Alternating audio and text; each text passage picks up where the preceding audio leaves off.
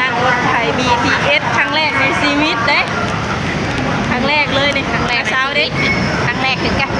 กันจากได้นะเช้าความรู้สึกตื่นเต้นมันรู้จะไปถูกมันเนี่ย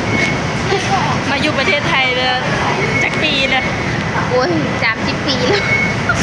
ฮะบ่เคยนั่งรถไฟ BTS บ่เคยพี่น้องบ่เคยชาวไทยก็เคยนั่งกับเขาไอโบเนาะแต่ก็บ่เคยได้นั่งรถแล้วส่วนหลายที่ใช้แต่รถไฟ MRT วันนี้ก็คือที่นั่งรถไฟ BTS ว่าสิไปถือบ่2 นาล้านมาลุ้นกันพี่น้องมาลุ้นกันว่าสิไปถืออยู่บ่เนาะไปวันแรกกลับไปนี่มึงมีถ่ายแต่ยังไงมะพร้าว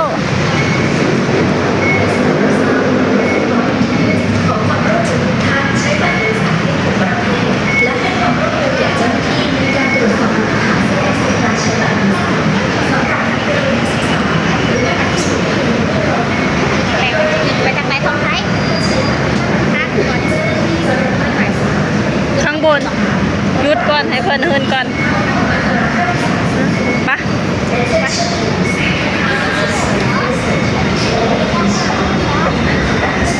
ขึ้นข้างบน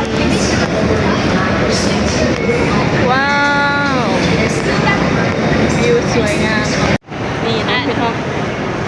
ล่าสุดกับบ่ฮู้จักทางสิไปแล้วก็ขออนุญาตถามพี่คนไทยเพิ่นเนาะเพิ่นก็ใจดีบอกแนะนำเพิ่นว่าอีก2 สถานีก็ถึงแยกอโศกเพิ่นว่าน่าจะเป็นมันจะเป็นทองหล่อแล้วก็สถานีแล้วก็อโศกค่ะขอบคุณค่ะว้าวรถไฟมาแล้วว้าวรถไฟประเทศไทยมีทางใต้ดินแล้วก็บนดินเยอะเลยทุกคนมีทางรถไฟสายลางแล้วก็จะยืนรอให้ผู้โดยสารออกมาก่อนโอเคค่ะ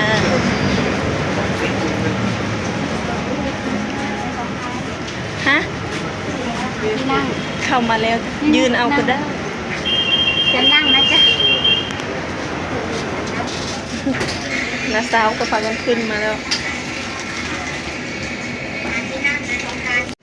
ตอนนี้ก็ถึงสถานีทองหล่อแล้วค่ะ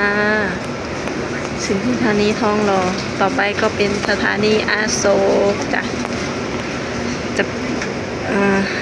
จะไปนั่งต่อรถไฟ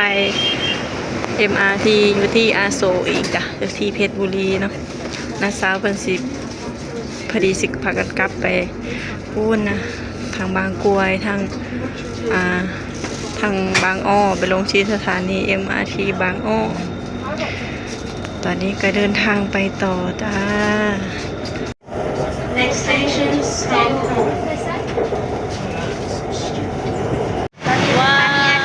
ลงจากรถแล้วจ้าเนี่ยลงจากรถไฟ BTS แล้วถึงอโศกแล้ว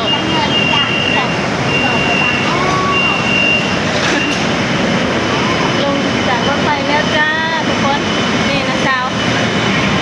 เป็นอะไรนั่งรถไฟ BTS ครั้งแรกในชีวิต ตื่นเต้นและดีใจตื่นเต้นแล้วก็ยัดลงทาง เอาบัดนี้เนาะสิมาถามความรู้สึกของน้าสาวเคยนั่งบนรถไฟไปดิ ไปนั่งครั้งหนึ่งครั้งแรกเคยนั่งแล้วรถไฟสายสีน้ำเงินนะ อ๋อเดี๋ยวสิถามน้าสาวว่าความแตกต่างกันระหว่างนั่งรถไฟ MRT รถไฟใต้ดินกับรถไฟ BTS บนดินนะมันแตกต่างกันอย่างไรความรู้สึก ซึ่งวันแตกต่างนั่งรถไฟใต้ดินนั้นสายสีน้ำเงินมันเปลี่ยนมืดแล้วมันรู้สึกว่าอยู่ตรงกับเดียวอันนี้มันนั่งสาย BTS มาที่ได้ชมวิวเห็นวิวธรรมชาติร้านก็แตกต่างแบบประมาณนี้แต่ว่ามันก็ดีมันทั้ง2 อย่างเลยไวทันใจมันทั้ง2 อย่างนั่นแหละ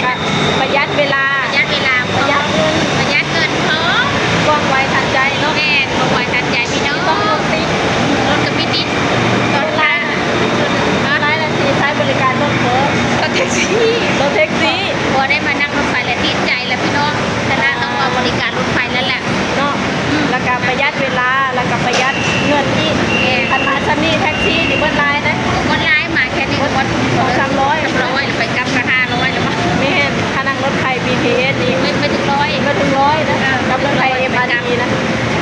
รถไฟทุกสายนะเรียนประหยัดเวลาแล้วก็ประหยัดเงินพร้อมเนาะนี่คือความแตกต่างของนาซาวเพิ่นครั้งแรกในชีวิตได้มาสัมผัสอยู่ในประเทศไทย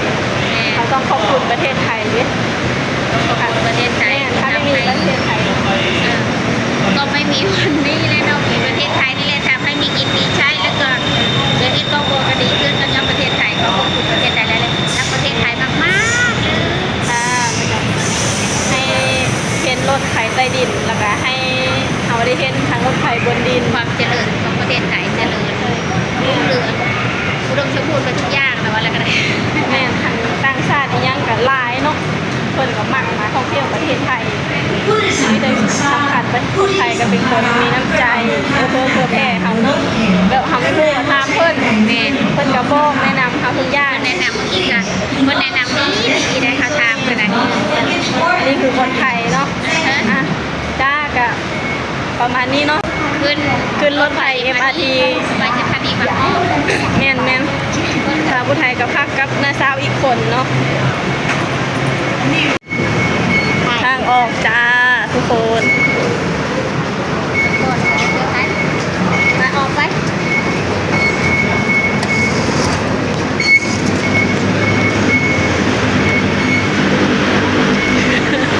น้าสาวเพิ่นกับโบฮู